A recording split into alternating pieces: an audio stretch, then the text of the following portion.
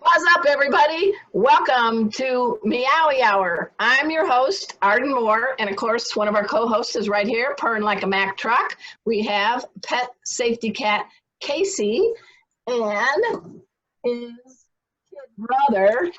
I'm Rusty the Performer.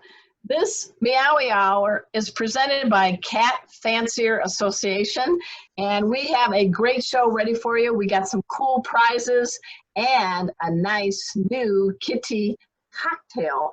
At this time, I want to salute and welcome some of our special folks and the team at CFA. First of all, we have from Cat Fancier Association, our co-pilots, Kathy Black, an all-breed judge, and hiding in the background is a very talented all-breed judge and editor of Cat Talk, Teresa Kiger. We also have from CFA, who's going to talk about the Japanese Bobcat later today, the all-breed judge, Ann Mathis. Welcome on the show. You see, big wave and special drum roll. Our special guest today is a remarkable veterinarian and a top-notch communicator. She is a veterinarian in Tennessee. We're going to learn more about there. And she has not one, folks, but 2 pet podcasts. And yes, she is the very first veterinarian on the planet to become fear-free pet certified. And you know what? She's also pretty cool. So let's give it up to the one and only, and yes, her name is Dr. Cat Prim from Tennessee. All right. Yay. So you guys know how this gig works. We start in the beginning, we have a little fun. We then ask a general trivia question. We have the good doctor on to answer and ask questions. So I'm stalling a bit because if you have a cat question you want to have Dr. Cat try to answer, please do that now on Zoom or Facebook Live. Our co-pilots, Teresa and Kathy Black, will help nudge me when there's a question I need to know. But for now, let's have a little fun. We're all getting a little punchy, aren't we? And stressed because of this pandemic. So I think humor is the best medicine. And we're gonna start with a dog funny. So Kathy, if you would you post that? All right, can you see it? I can see it. So for all of you that love cats and also have dogs in your home, the mask is making an imprint on our doggy obedience. I can just imagine now in dog obedience if there's going to be an oopsie in the confirmation ring. All right. Oh, good. We have somebody, Marianne. Thank you. She's confirming she can see that. So that's for the dog lovers out there. I love dogs. I love cats. I actually really like people too. So this is a Milton the cat that Teresa Kiger found. So Kathy, if you'd be so kind, let's see if we can get our tickle our funny bone feline style. Okay.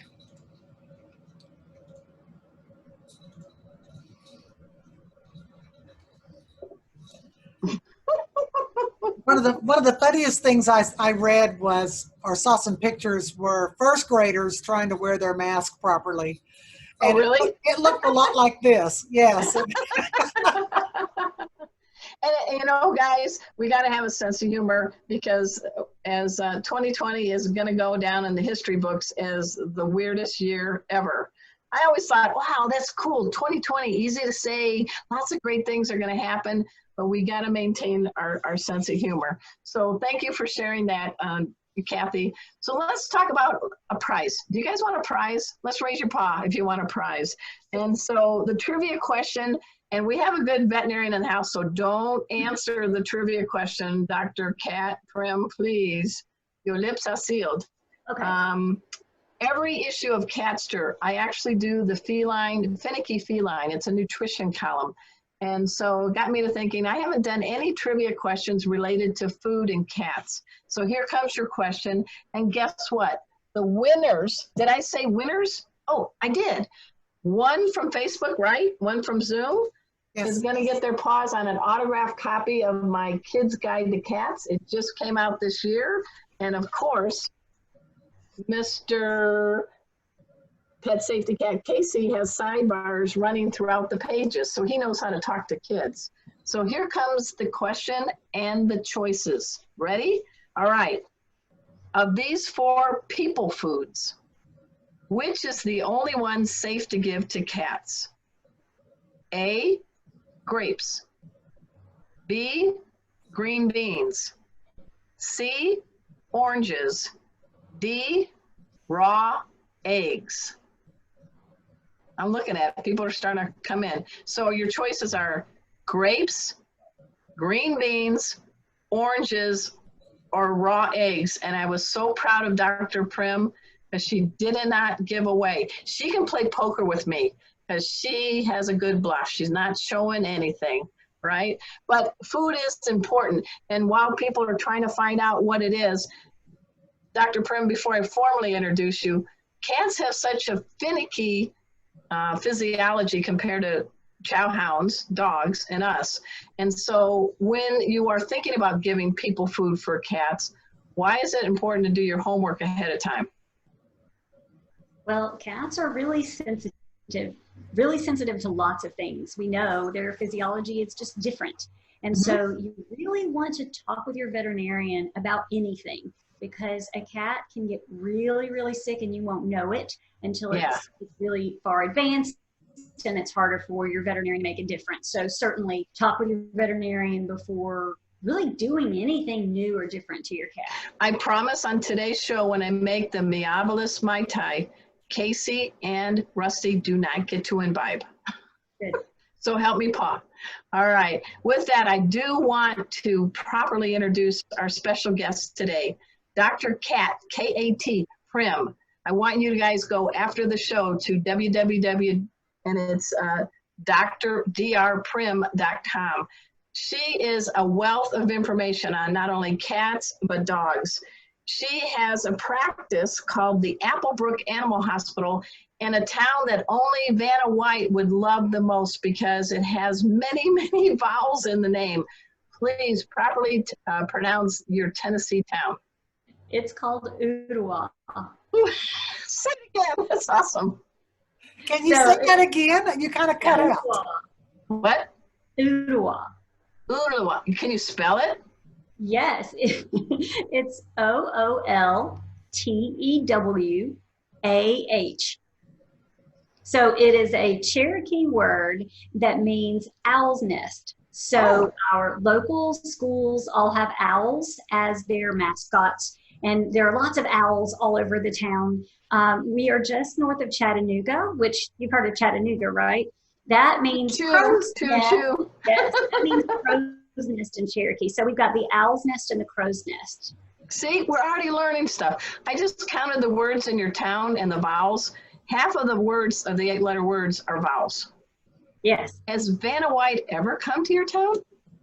I don't know. Maybe. I think we should invite her. I think that's a town made for her, don't you think?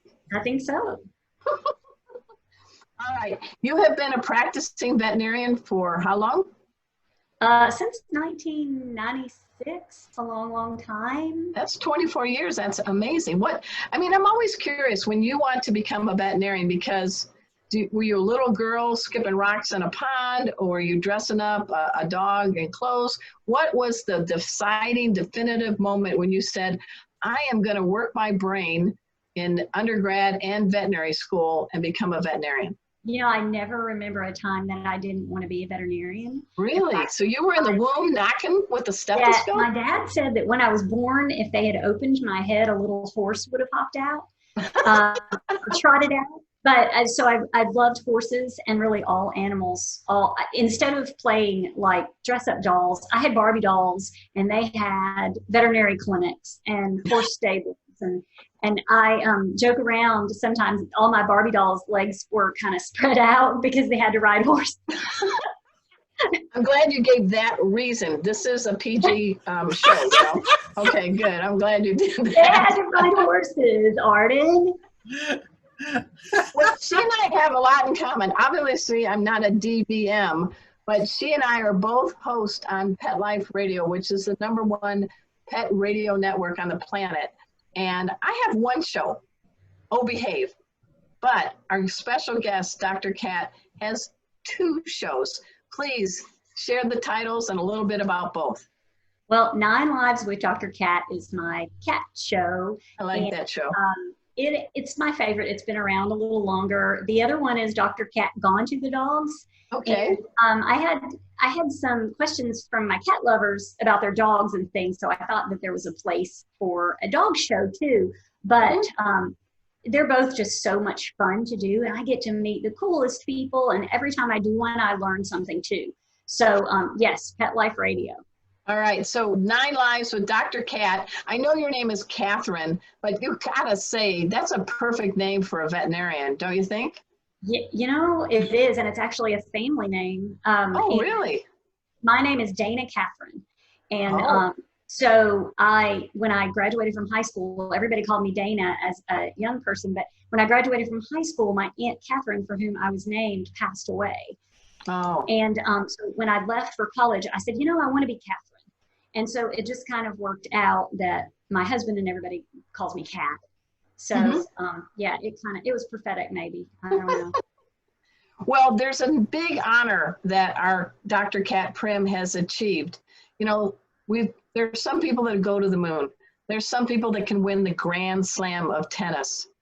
But we have the very first person on the planet who ever got certified in fear-free pets. So give us a little backstory about that, because we know this has been a program championing reducing fear, anxiety, and stress in cats and dogs and other critters that's been kind of championed by Dr. Marty Becker, one of our previous guests here on Meowy Hour. But you were very industrious. You must have heard a little whisper in the wind, and tell us the backstory, how you became the very first on the planet to be certified in this game-changing way of dealing with pets. Well, you know, it's really a fun story. Actually, I love to tell it because does it have to do with Barbie dolls and horses? No, and not the ones that can't walk. No, it doesn't have to do with that. But back in the early days of my practice, I was looking for ways. I didn't have a lot of clients. I joke and say I opened the doors with 2 clients, my mom and my dad, and they don't want to pay. So, so I was trying to promote my practice, and social media, believe it or not, was kind of in its infancy at that time. And so I was looking at social media and marketing, and I ran across a website that had a contest to go to New York City. New York City? Oh, cool. Yeah, all expense paid trip for me and my husband to New York City to meet Marty Becker and watch him recording on Good Morning America. And nice. I told my staff at the animal hospital at the time, I said, if I win that, I was the only doctor. If I win that, we are going to close this place down and I'm going to go. But I never thought I really would win it, but I did. So my husband and I got to go and meet Marty Becker and go on the set of Good Morning America. I still have pictures of me and Robin Roberts. And I mean, you know, it was just really. Oh, you got to meet Robin Roberts too. Cool. I did. And so, and she's the neatest. And I found out that her family has some ties to Mississippi State University, which is where I went to vet school. So we had a lot in common. Yeah. Right, you're like this now. Okay. Yeah. Oh, yeah. So, yeah. So I met Marty, and we really hit it off, and I really liked him. And so when I went to continuing education meetings, I would always look for him, and I would always see what he was talking about. And he started talking about the Fear-Free initiative, but it was before it was a full-fledged initiative. Right. But I started talking about it, and I thought, you know, that would really make a difference for me, because when I set up my Barbie animal hospital, never at any point during my games did I ever imagine that the pets would hide from me, or that the pets would not want to see me, or that I would have to do things to pets that they wouldn't appreciate. So I just never looked at it that way as a child.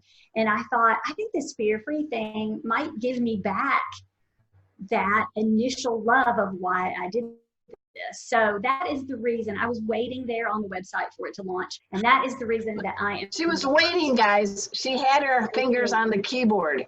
And I'm laughing because as soon as you said did not hurt pets, Rusty got really soft eyes. He's paying attention to everything you're saying.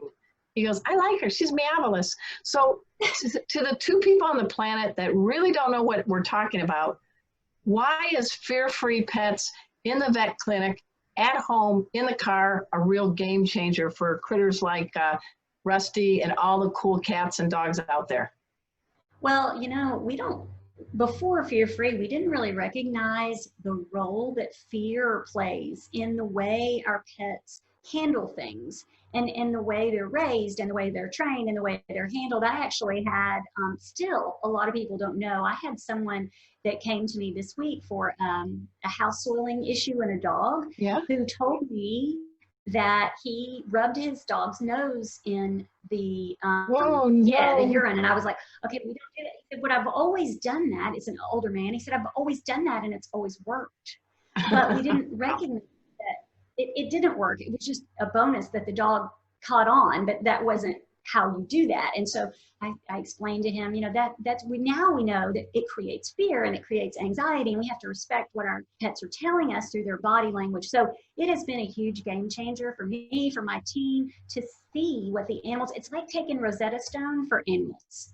Oh, that's a good way of doing it. Well, when a cat has stress, unlike a dog, they're not going up to you and doing an Academy award-winning role like, oh, I just don't want that new cat, or this new food sucks.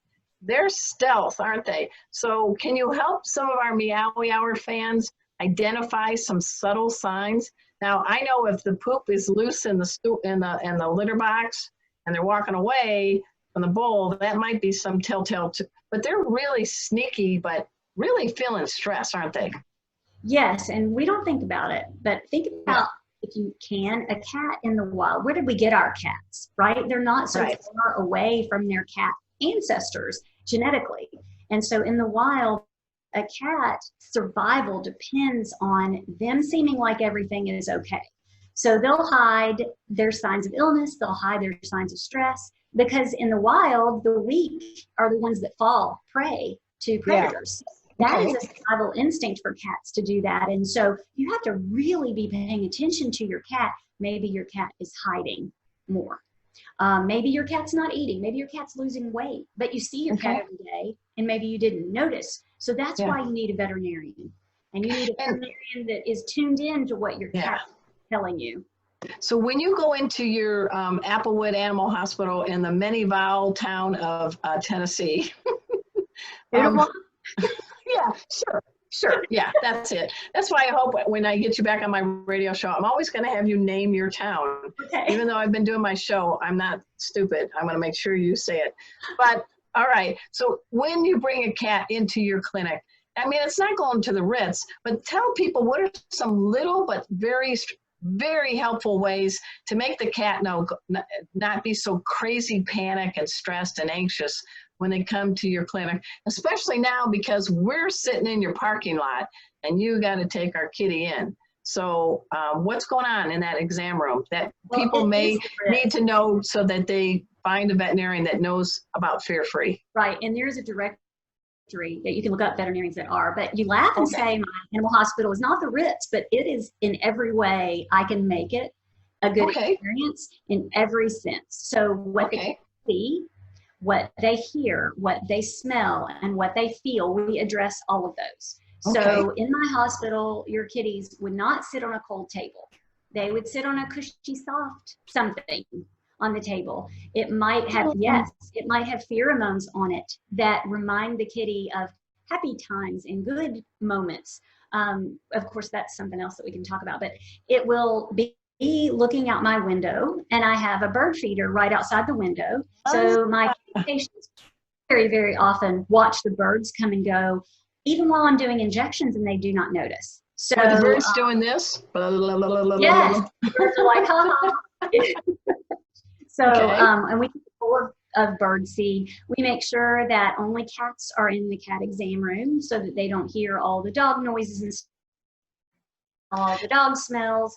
And we make sure that the cat owner takes the cat in the carrier straight to the cat only room and sets the cat down on the floor, lets them explore for a minute before we descend in there.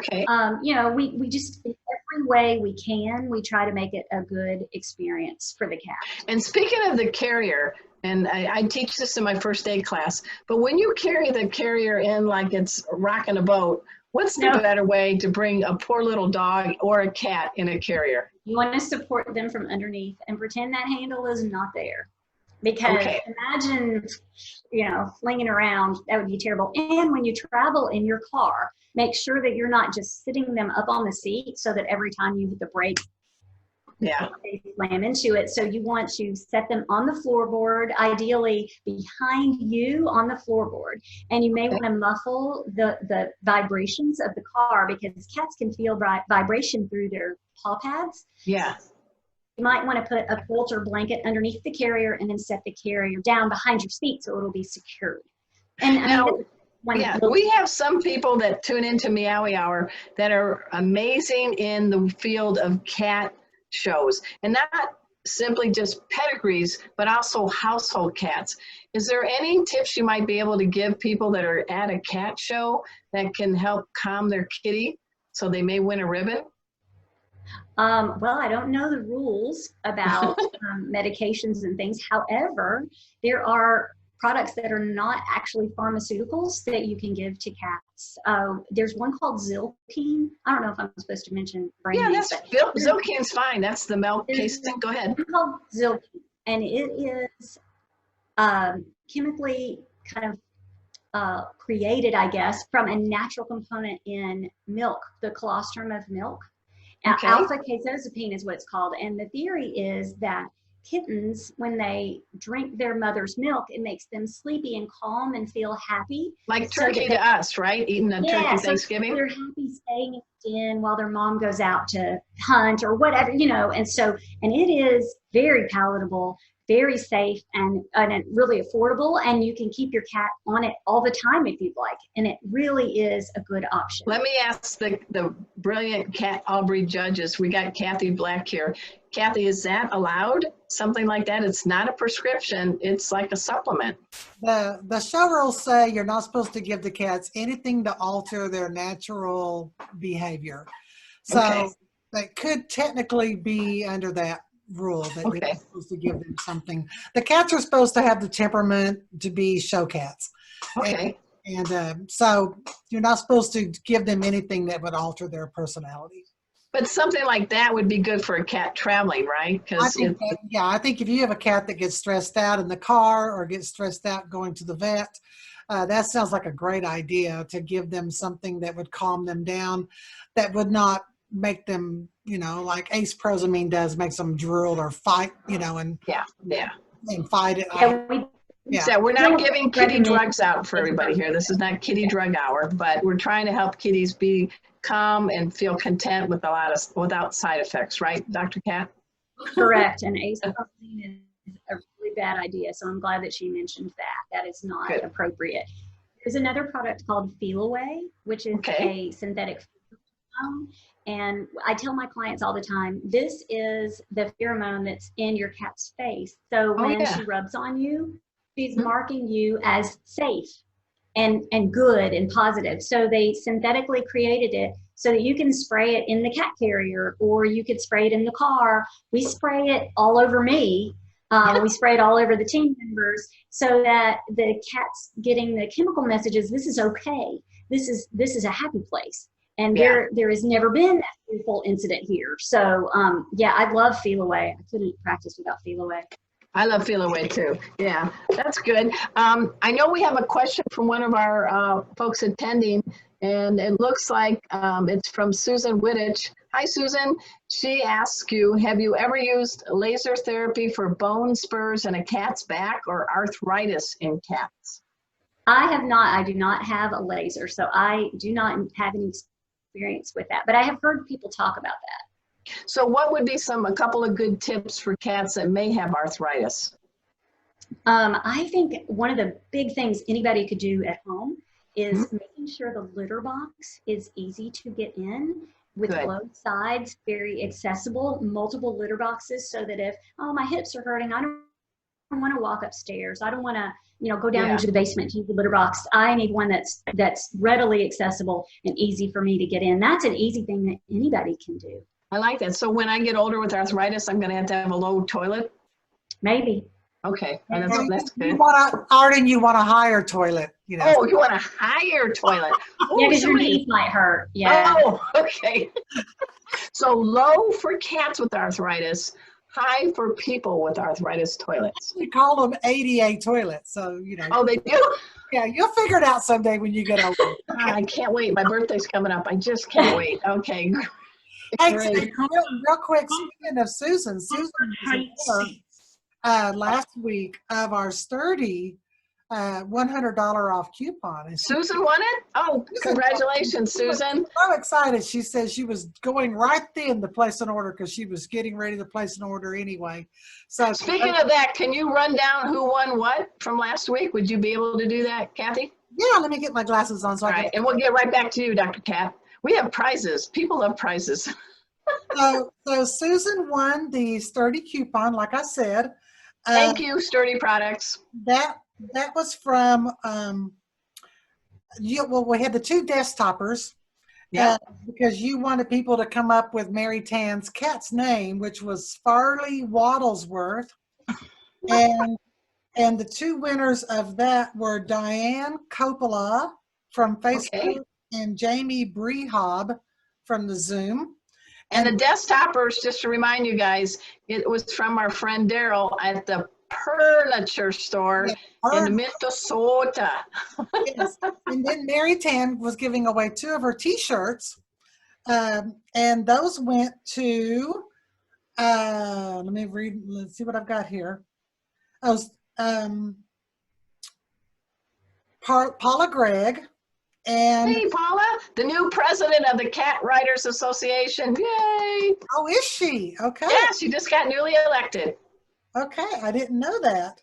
And then Susan Wittich also won one of those too. So she was, because Susan, I want to know the next lottery numbers from you. We're Okay, making very difficult questions. They don't always get the answers right. So I want to real quickly give the answers from last week. That was 100 sounds that a cat could make. So those that nice. the 100 sounds. And then your other question was, we asked the question, I'm drawing a blank all of a sudden. The trivia question, the trivia question was, which Bombay cat was named after a famous African-American general? And that was Colin Powell. And we had a lot of people get that correct, which was surprising. Jerry was smart group. Yeah. So that was our winners. So the t-shirts, of course, from Mary Tan of Whisker Media were from where she does public relations, and that is the Animal Humane Society in Minnesota. So she came bearing gifts, and this week she's bearing 2 more gifts from the previous guest, Sterling Trap King Davis, that we'll give when we have Ann come on to talk about the Japanese Bobcat, and that is Trap King coffee mugs. Right, and it's nothing better than coffee and cats, right, guys? Japanese Bobtail, Arden. Oh, pardon me. You know, I don't think I'm ever going to say on my resume, all breed cat judge. There's something just kind of hitting that way. What do you think, Kathy? It's okay. We'll get you educated. Okay, I like that. I like that. So let's get back to our special guest, Dr. Prim. So pet obesity. I know that sounds like a general topic, but some people sometimes think, oh, it's okay if my cat's a little chunky. She's just indoors. But why do we want more wiggle than waddle? Why do we not want our cat to be a hairy piece of furniture? Well, yeah, they did a study actually in dogs, you know, the DOG, and they found we can say that word on this show. We're open. Okay. They found that lean dogs live almost 2 years longer than their counterparts that were allowed to be obese. So we know that it's a quality of life issue, but it's also a quantity of life issue. And obesity predisposes cats to some pretty bad things like diabetes. It increases their risk of joint disease, like we were talking about with the low and high toilets. It increases issues with that. And so certainly not a good idea. Now, it is really difficult to diet a cat, but it is very worth it. But you need to have your veterinarian help you with that, because cats are one of the species. Slowing as you go, right? Them. Yes, so you can't starve them out and say, listen, you're just too big, we're done, no more kibble. I mean, you can't do that. That can become life-threatening to a cat. So Yeah. certainly seek your veterinarian's advice on how to diet a cat.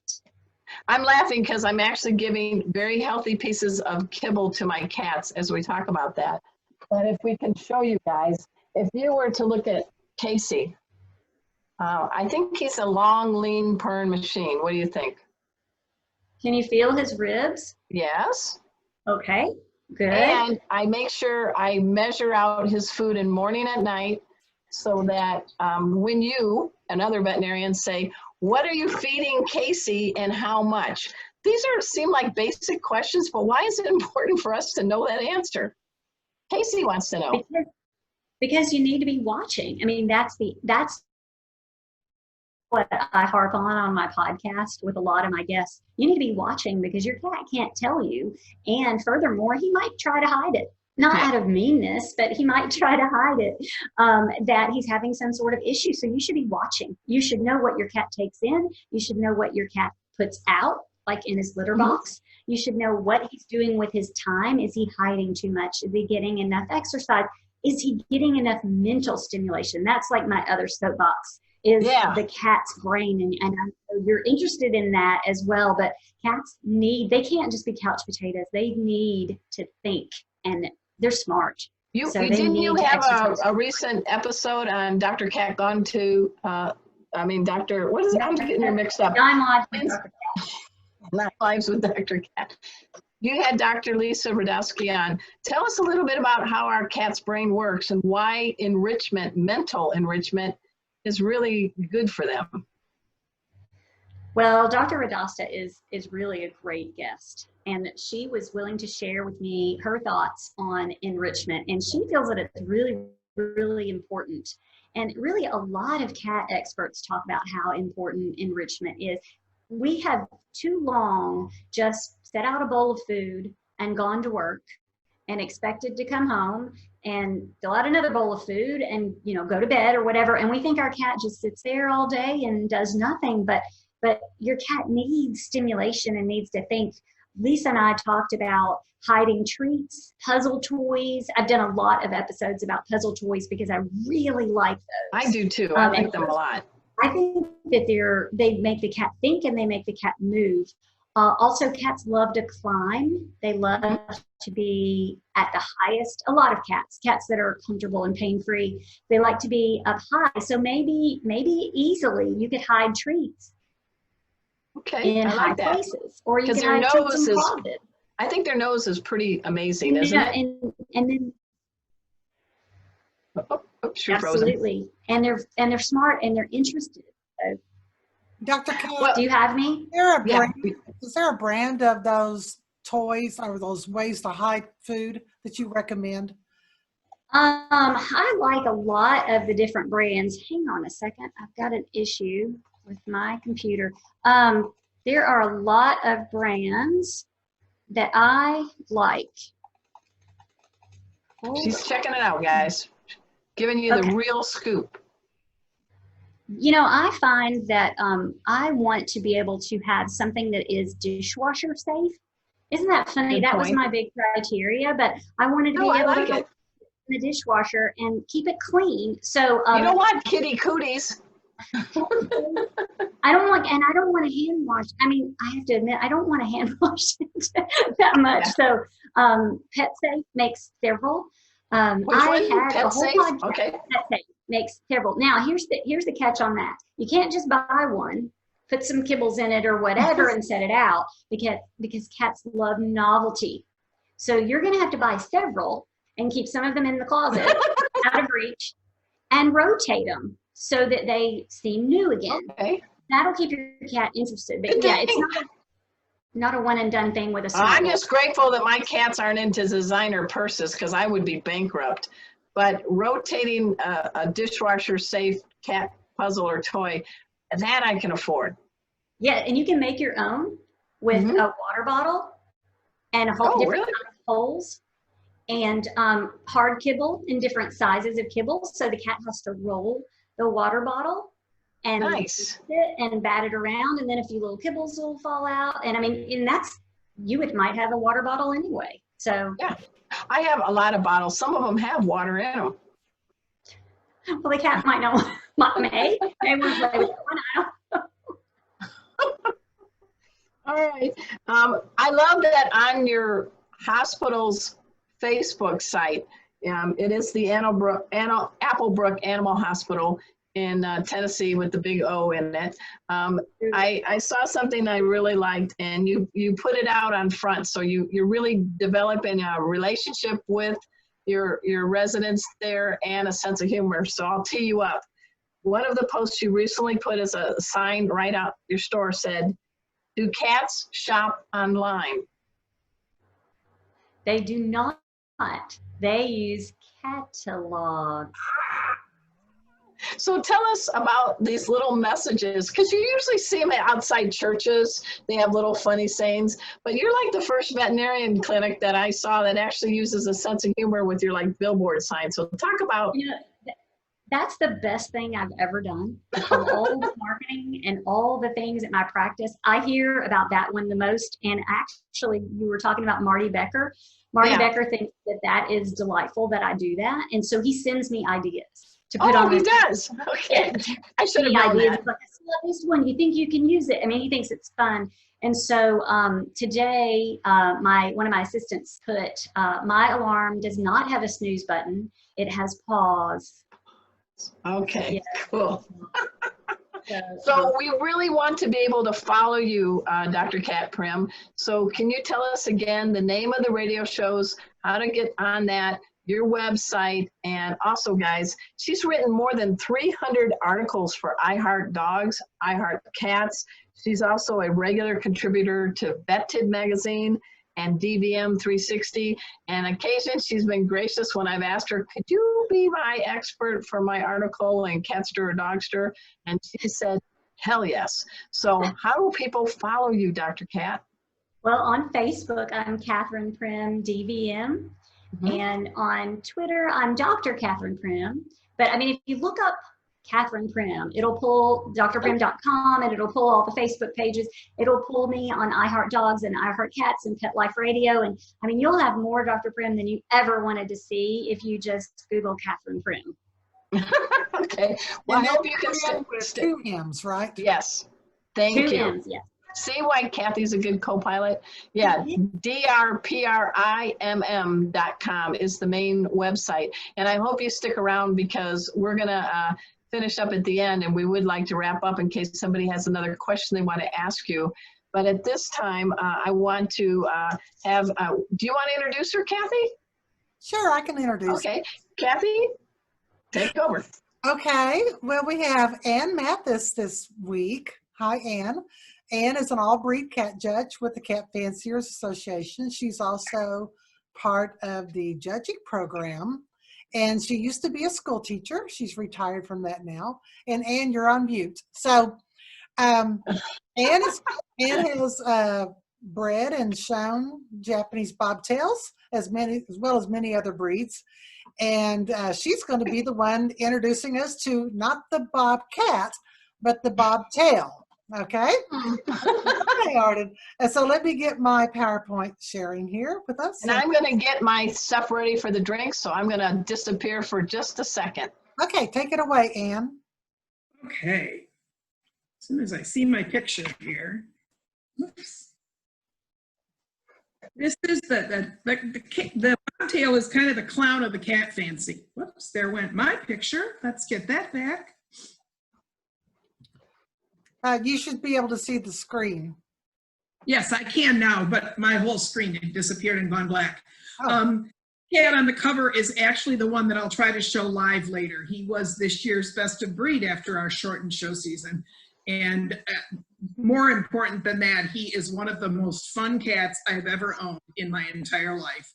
And this is a fabulous breed. I had bred Orientals for years, and I wanted something that I thought might be a little more hardy. And I thought, never a Bobtail. And then I spent an evening in somebody's room and they had a Bobtail, and I went home and said to my husband, I need one of these. It's just a fabulous breed. You can go on to the next one. Japanese Bobtails can be found in very old Japanese art, and many of the ancestors of the current day breed were street cats in Japan. We still import them. Some breeders still import them. to bring in ethnic or genetic diversity. But you can see in the picture, all these cats have little short tails. Go on. Obviously, the main characteristic of the breed is that little short tail. And we get people all the time that say, oh, my cat has a tail like that. But no bobtail tail is completely straight. It has to kink and curl and twist. And the Japanese say that no two are the same. It's like the cat version of a fingerprint. We'll get what is almost like a fan shape, like the cat on the top left. Sometimes it's more like a bottle brush. And they have to have some vertebrae that extend from the body. It isn't just a puff of hair at the end of their butt. And it can't be more, for the show cat, it can't be more than 3 inches away from the body. And sometimes those might be the cats that end up going as pets. Is the tail's too long or tail's too short? But it does not obviously make a difference in that fabulous personality. You can see the 2 long hairs in this picture. Their tails are very fancy. There's nothing fancier in a bobtail than that really cool long hair bobtail tail. They're just fabulous, you know. So, and again, that's my boy in the middle there, probably preparing to leap on something he shouldn't be on. And we call the tricolored cats Mike. Right, which is Japanese for calico or 3-color. And it's the only breed that uses that color termination, and boys do not come in Mike. That's right. It is. Look at the fancy tail on that one on the left. One of the cool things, most of the bobtails you would see in a show are going to be predominantly white. Not all of them, they're showable in lots and lots of colors, but they're flashy, and you can't get flashier than that girl with the odd eyes and that beautiful red tail. Odd eyes, I'd never seen odd eyes in a cat until I had bobtails, and it's one of my favorite things to see in the ring when you get a bobtail that's got that flashy color and that flashy tail. It's just fun. And it seems like, you know, if you have white on the face, you can get a blue eye, but it's right. Like the Japanese bobtails, the majority of them will come in an odd-eyed variety of no matter what the color and pattern. It's something that the breed has kind of embraced, and it's beautiful when you see that really dark depth of color in each eye, and especially when you have like the inverted V pattern with the white. It really, it's a very flashy look. Right. And the coat on the bobtail, for someone that might be considering owning one, you don't have much of an undercoat. It lays quite close to the body. It's very silky. And the long hairs, you can see the long hair variety. You're not talking Persian coat here. That would not be what we would want. It's just a longer version of that short, of that smooth, silky coat. And the word silky is in the standard. So they're fairly low care with grooming. You're not going to have to do a lot of grooming with them. Certainly the long than the shorts, but it's not a Persian type coat at all. No, we bathe them for shows. Obviously, you want to make sure those hocks are white. You know, they need to sparkle in a show ring. But my cats that are walking around home that haven't had a bath in 10 years, they still look clean. You know, they're maybe don't sparkle as much, but they keep themselves clean. Their eyes can be any color, like we said, but the flashiest are the odd. Bobtails love life. They're just a happy breed. I've really never had one that wasn't a delightful pet. They're active. The boy that's been running around here, we said he runs like a pony, because it sounds like he's galloping around the house. Active and intelligent. They know no strangers. I always laugh because if somebody comes in your house that doesn't like cats, all the bobtails want to sit on them. It works. Everybody at the door is their new best friend. They make fabulous Petney cats and ambassador cats in the shows. So that I had one named Hallie that people would come back to the show year after year so that their kids could sit on the floor and pet Hallie, because she would put up with it. And you can see that they like toys a lot. That was one of my boys' last finals, and this beautiful, elegant example of the breed was attacking the toy while he was getting best cat. He has fun wherever he goes. So, you know, if you wanted a pet that's higher activity. This is not a breed that's going to sit across the room and lay there and look at you and be just decorative. This is going to be a cat that wants to sleep with you, wants to sit with you, would like to be on the dinner table with you, but you try to avoid that. And they also are very vertical, aren't they? Yes. Yeah. Yeah. So last week we had the wonderful guest that was talking about, no, 2 weeks ago, we had the guest talking about the furniture and making different pathways for your cat. The Japanese, Kate Benjamin of Kate Benjamin. Yeah, the Japanese bobtails are very vertical cats, so they may not need much space horizontally, but they're always going to need some space vertically. Right. I've had several that like to sit on the top of doors, and if you don't notice them and you go to close the door, then of course you have a cat flying across the room. And maybe a visit to Dr. Cat Prim. Yeah, luckily no, but you can see that these cats, I used to have a lab, and my bobtails would sleep draped over her. I don't know whose dog this is, but obviously those two are in love, and my boy thinks that Tortie Oriental is his girlfriend. I like that when your kitty does that hand reach. I've seen some cats do that. That's a real sign of trust and affection, isn't it? He loves her, and he loves the Bombay girl. He thinks those are his two girlfriends. He got him neutered because we did not want him to really be your boyfriend. All right. I will never forget the first long-haired Japanese bobtail I saw was a red and white. Yes, he was. Wow, that's beautiful. I just fell in love with that cat. I thought he was absolutely breathtaking. He was exquisite. He was just a beautiful, beautiful animal. And I think bobtails in general, if when I'm handling, I can let go of them on the table and let them move, they're like art in motion. You can see those muscles. They're very high on the legs. They look like artwork. Nice. That's a great description. You know, interesting fact about the Japanese bobtails is, we were children. We used to sing the song Deep and Wide, Deep and Wide. Oh, yeah. Okay. That's Japanese bobtail. They are deeper than they are wide across the back. Of course, this cat has hair. This is all down his hair. But their body is structured that way. And I always have that song play through my head when I'm judging a Japanese bobtail. Because they're deeper than wide.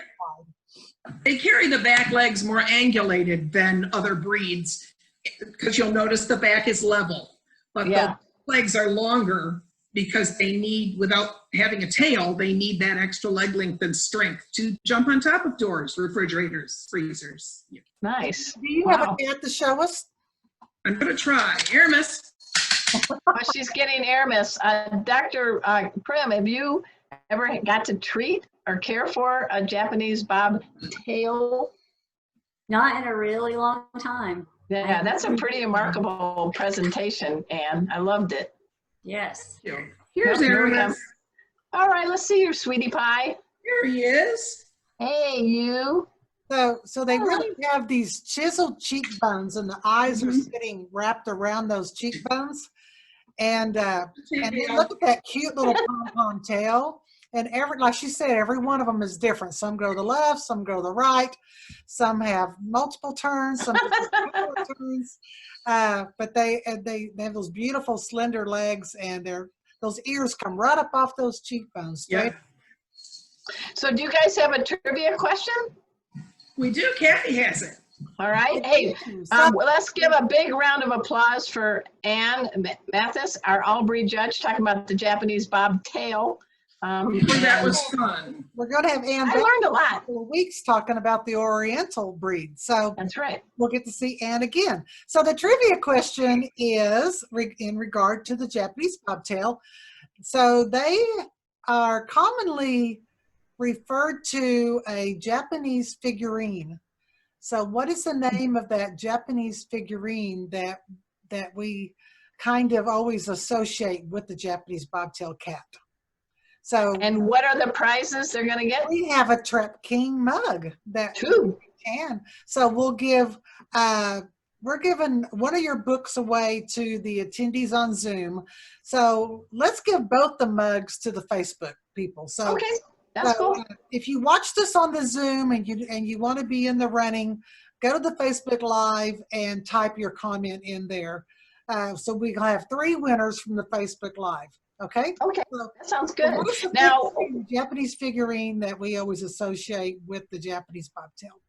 okay, we've got a little bit time left, so we do want to talk about CCW, and don't let me forget this time to talk about my cat first aid class. I forgot last week.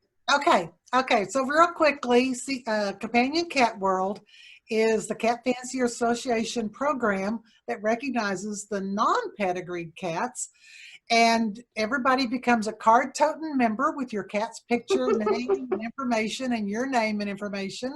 You can order luggage tags, or you can order a ring to go on your keychain, different things like that. And it's for a one-time fee of $13. It gets your cat as a card-toting member of CFA. It also puts your cat up in our gallery of cats on our website, which is www.cfa.org/CCW. And I just sent an email out to everybody that has registered their cats recently. Oh, And there's 6 different vendors giving 10 to 20% discounts just oh, I better check it. who are CCW registered members. So take advantage of those specials, and of course check out the CFA website for our regular specials on travel discounts and other vendors that give us special discounts. So we appreciate everybody that joins the CCW program. We will have more information coming and more newsletters to follow, but the first one just went out today. Thank you for all that, Kathy. I mean, I'm very happy that Casey and Rusty are proud card-carrying members of the CCW. I salute the Cat Fancier Association for also welcoming household mutt cats into the mix, because it's a great life to be a cat. What do you think about being a card-carrying member of the CCW, Dr. Cat? I think we need to recognize all of our cats because they add so much to our lives, and we just need to honor that and cherish that, I think. Yeah, I'm going to check out the coupons. I'm going to go shopping after Meowy Hour. Thank you for letting me know about that, Kathy.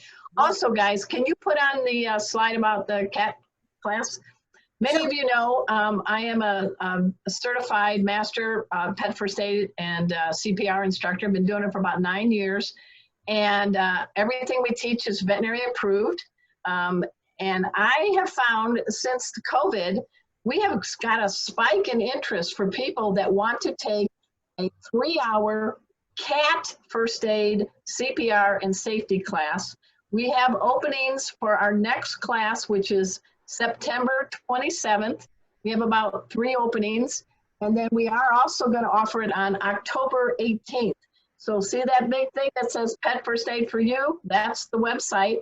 And yes, your teachers are Pet Safety Cat Casey, the one wearing the little red cross, and looking very smiley, Rusty, the performer. We have a veterinarian in the house. So Dr. Cat, what do you think about offering a cat first aid class for people? Oh, I think it's great. I did some first aid posters for I Heart Dogs and I Heart Cats that they put nice. on their website so that everyone could have access to that. And it was really a hit. A lot of people really were interested in that. I want to also tell people, you said coupons, and it made me think about Fear-Free Happy Homes. Thank you, please. Free pets for pet owners, and there are coupons and great products that you get special discounts on to help make your pet comfortable and less anxious, not just for trips to the vet, but for everything that could possibly make your pet anxious. So fearfreehappyhomes.com. And they have a lot of great articles, videos, graphics, and now we have coupons. I think we're saving money everywhere. Between the CFA and Fear Free, there's some money being saved tonight, don't you think, Kathy? Yes, I need all the help I can get. I added a dog to the cat household, and I've got a lot of stress in my house right now. So my poor they want to go vertical. Your kitties want to go up. my poor cats could use some de-stressing, that's for sure. All right. So as always, before we end the show, we want to properly salute all cats with a kitty cocktail. They're not drinking. You are. I am a licensed bartender. And I want to thank Teresa Kiger from CFA, because every week she posts our different cat-themed drinks on the CFA Facebook site. So thank you very much, Teresa, for doing that. And tonight we are doing the Meowy Mai Tai. Are you guys ready for the recipe? Sure. All right. All right. Here we go. And again, you don't have to have alcohol. You can raise a glass of water, whatever you want when I get this done. But it's a shout out to all the cool island cats, man. So that's the theme for this drink. So you take your cocktail shaker with ice. It's already getting chilled. And you put in 1 ounce of light rum. That's a count of 4. 1, 2, 3, 4, because Kathy wants me to count slowly. I told her last week she counted too quickly, you know.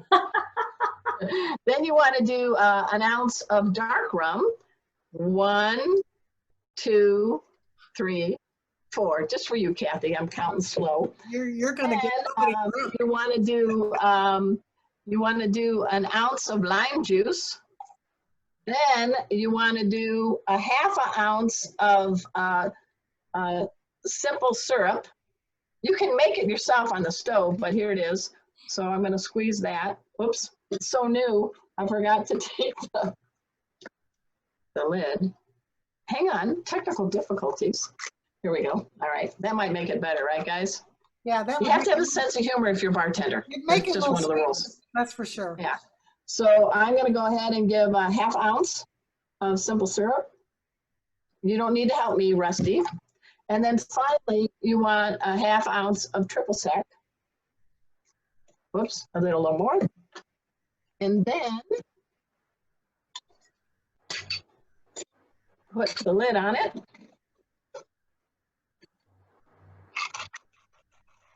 Everybody's smiling now. I can see you guys. You're all smiling.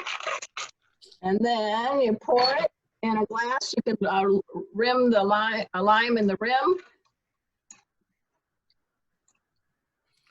Yeah, I hear the Jamaican music already. Hey, man. Hey, man. All right. So I want all of you to please raise a glass.